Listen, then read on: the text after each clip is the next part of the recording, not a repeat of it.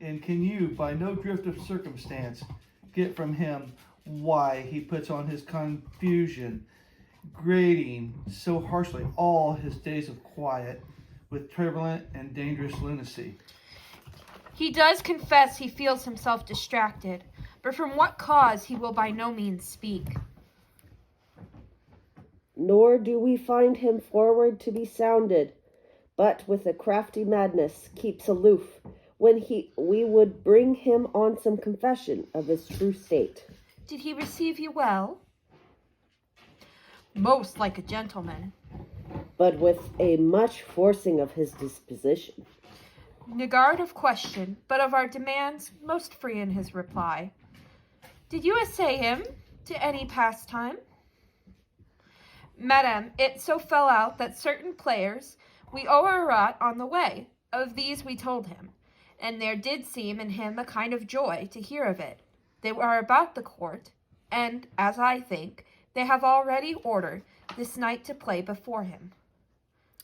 'Tis most true, and he beseeched me to entreat your majesties to hear and see the matter. With all my heart, and doth much content me, says, to hear him so inclined. Good gentlemen, give him a further edge, and drive his purpose into these delights. We shall, my lord. Sweet Gertrude, leave us now, for we have closely sent to Hamlet hither, that he, as 'twere my accent, may hear affront Othello.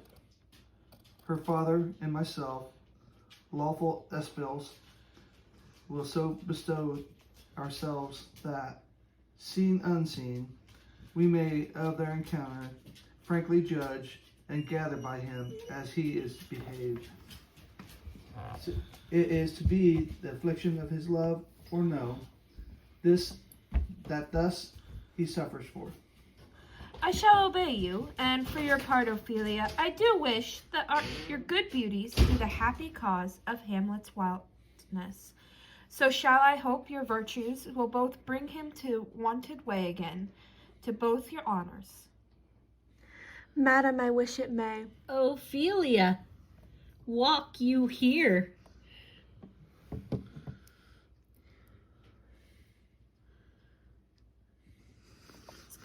Gracious, so please you, we will bestow ourselves.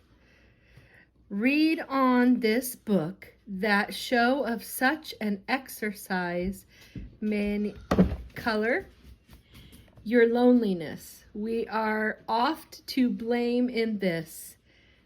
'Tis too much proved that with devotion's visage and pious action we do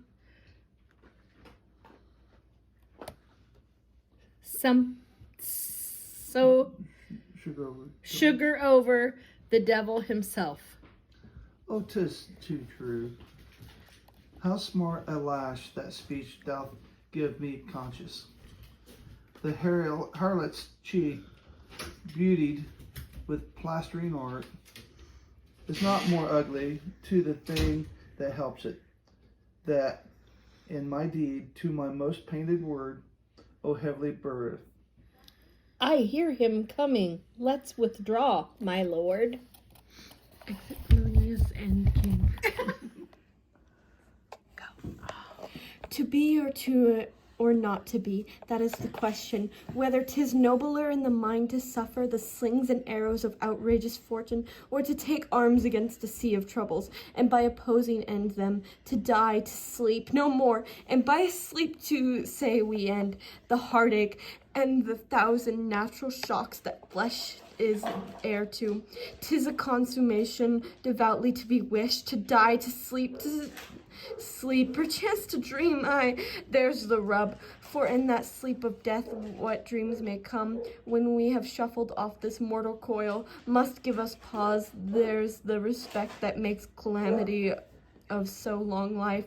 For who would bear the whips and scorns of time, the oppressor's wrong, the proud man's contumely, the pangs of despised love, the law's delay, the insolence of office, and the spurns that patient merit of the unworthy takes, when he himself might his quietus make with a bare bodkin?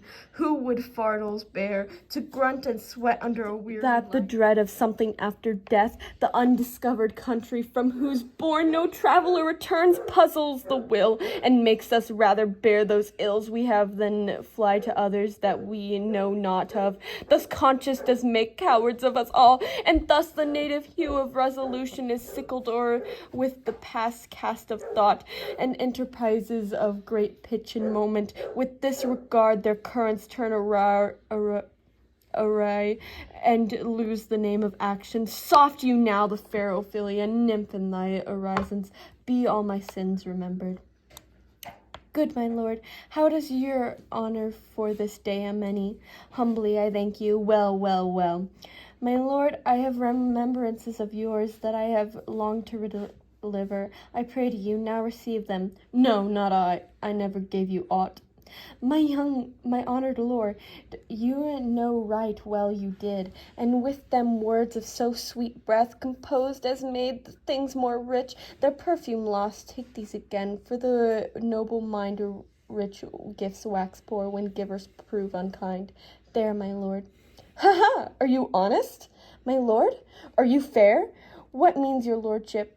That if you be honest and fair, your honesty should admit no discourse to your beauty. Could beauty, my lord, have better commerce than with honesty? Aye, truly, for the power of beauty will sooner transform honesty from what it is to a bawd than force of honesty can translate beauty into his likeness. This was sometime a paradox, but now the time gives it proof. I did love you once. Indeed, my lord, you made me believe so. You should not have believed me, for virtue cannot so inoculate our old stock, but we shall relish of it. I loved you not. I was the more deceived. Get thee to a nunnery. Why wouldst thou be a breeder of such sinners? I am myself indifferent, honest, but yet I could accuse me of such things, that if were better my mother had not borne me. I am very proud, revengeful, ambitious, and with more offenses at my beck than I have thoughts to put them in, imagination to give them shape, or time to act them in. What should such fellows as I do crawling between heaven and earth? We are knaves all. Believe none of us. Go thy ways to a nunnery. Where's your father? At home, my lord. Let the doors be shut upon him, that he may play the fool nowhere but in own's home. Farewell. Oh, help him, you sweet heavens. If thou dost marry, I give thee this plague for thy dowry. Be thou as chaste as ice, as pure as snow, thou shalt not escape calumny. Get thee to a nunnery, go, farewell, or if thou wilt needs marry a fool, for wise men know well what monsters you make of them. To a nunnery go, and quickly to farewell. O heavenly powers, restore him. I have heard of your paintings too, well enough. God hath given you one face, and you made yourselves another. You jig, you amble, you lisp, and nickname God's creatures, and you make your wantoness your ignorance. Go to, I'll no more on't it. It hath made me mad. I say we will have no more marriages. Those that are married already, all but one shall live, and the rest shall keep as they are. To a nunnery go.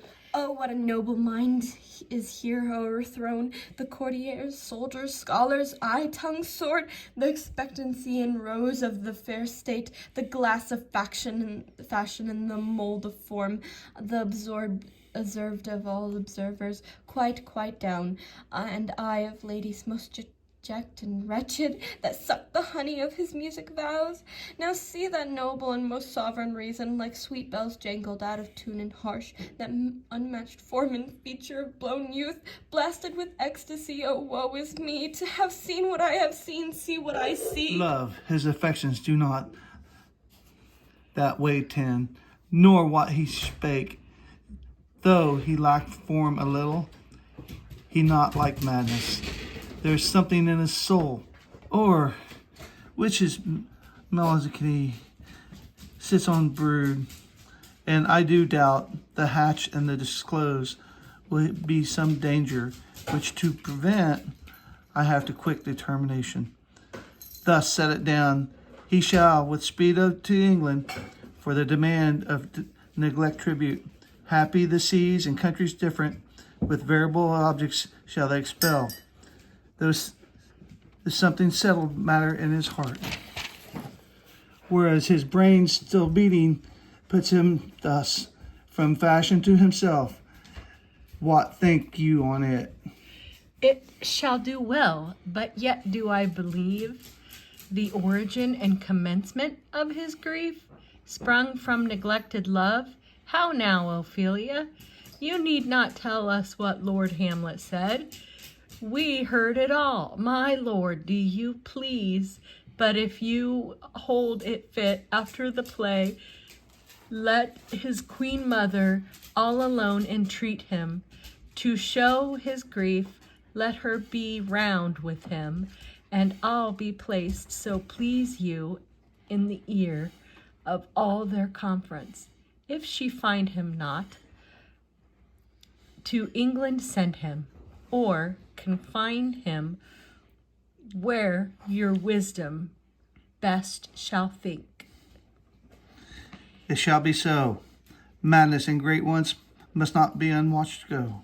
All exit.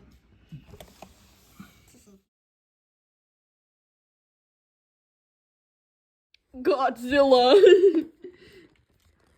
That's not even Hamlet. That's freaking Gertrude. Big booby. Godzilla versus Gertrude. Godzilla. By no means speak. Well, I'm trying.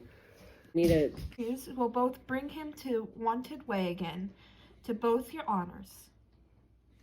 Madam, I wish it may.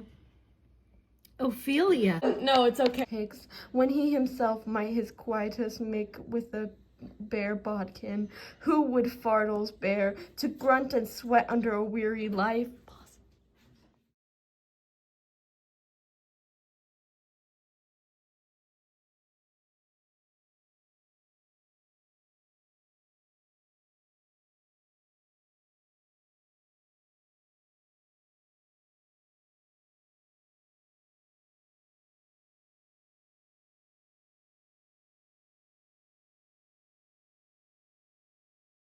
Say it.